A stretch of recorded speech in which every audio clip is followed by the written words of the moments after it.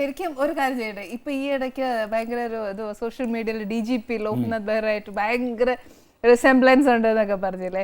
ഇതിപ്പോ ഞാന് കറക്റ്റ് ഞാനുമായിട്ട് ഉണ്ടല്ലേ?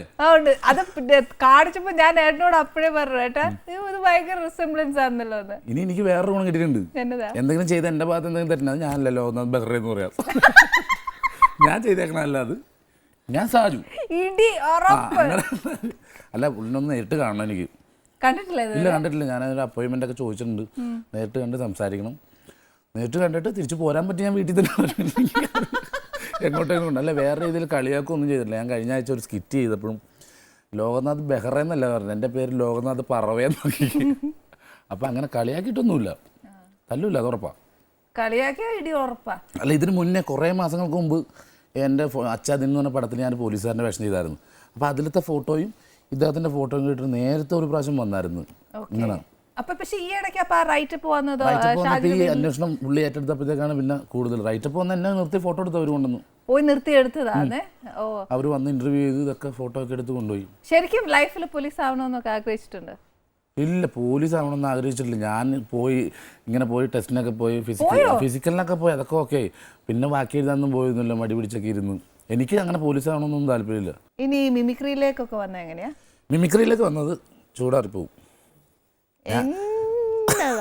എനിക്ക് വേല മിമിക്രിയിലേക്ക് വന്ന് എൻ്റെ ചേട്ടൻ മിമിക്രി ആർട്ടിസ്റ്റാണ്, പേര് സുരേഷ് എന്ന്.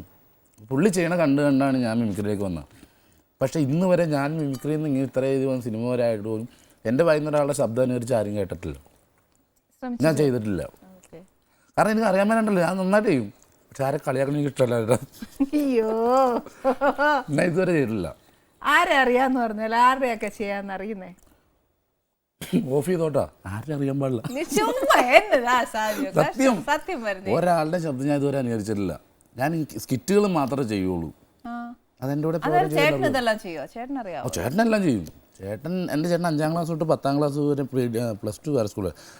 എല്ലാ വർഷവും കലാപ്രതിജ്ഞാപന സ്കൂളിലാണ്. എല്ലാ കലാകാരനായിരുന്നു. പക്ഷെ ജോലി കിട്ടിപ്പോയി, അങ്ങനെ അന്യം നിന്ന് പോയി ആ കല. അത് കഴിഞ്ഞപ്പോഴത്തേക്ക് ഞാൻ ആ റൂട്ട് പിടിച്ചു. ചേട്ടൻ നിർത്തി കഴിഞ്ഞപ്പോഴത്തേക്ക് ഞാൻ തുടങ്ങണത്.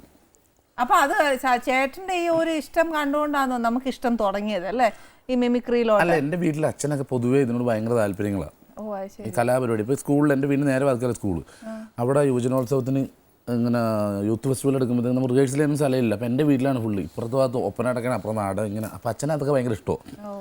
അങ്ങനെ പിന്നെ അതിൽ ഞാൻ എല്ലാത്തിനും പേര് കൊടുക്കും, അക്ഷരസ്രോതത്തിനൊക്കെ പേര് കൊടുക്കും. എന്നിട്ട് അവിടെ ചെസ് നമ്പർ വിളിക്കുമ്പോൾ വീട്ടിൽ ഇരിക്കും. പേടിയാ പ്രച്ഛന്ന വേഷം. അല്ല, ഈ പ്രച്ഛന്ന വേഷത്തിന് പേര് കൊടുത്ത് നമ്മൾ തന്നെ മേക്കപ്പ് ചെയ്യണ്ടേ, ഇത് പറ്റൂല. അത് കാരണം പറ്റാവുന്നൊക്കെ ചെയ്യും, അല്ലാത്തൊക്കെ. എന്നാൽ ഈ ഒറ്റണത്തിന് വിട്ടുപോരുതല്ല. എല്ലാ അക്ഷരത്തിലോ പ്രബന്ധരചന എന്നൊക്കെ പറഞ്ഞിട്ടുണ്ടാവില്ലേ, അതിനൊക്കെ കൊടുക്കും. ആ സമയമാകുമ്പോൾ ടീച്ചർ വന്ന് നീ എന്തിനു പേര് കൊടുക്കുന്നത്, പറ്റിപ്പോയത്. ഇതിനോട് ഭയങ്കര ഇഷ്ടമാണ്. കലാപരിപാടി പങ്കെടുക്കൽ എല്ലാത്തിലും ഭയങ്കര സന്തോഷമാണ്. പിന്നെ ഇതൊക്കെ കഴിഞ്ഞിട്ട് നമ്മുടെ ജീവിതത്തിലേക്ക് വന്ന് ഞങ്ങൾ രണ്ടുപേരും കൂടെ ഒരു ജീവിതമൊക്കെ തുടങ്ങി കഴിഞ്ഞപ്പോഴത്തേക്കാണ് മിമിക്രി കാണിക്കുമ്പോഴത്തേക്ക് വീട്ടുകാരും ഇങ്ങനെയൊക്കെ ആയി. അപ്പം പറ്റാണ്ടായി. അതുവരെ ഒന്നും പ്രശ്നങ്ങളൊന്നും ഉണ്ടായിരുന്നില്ല.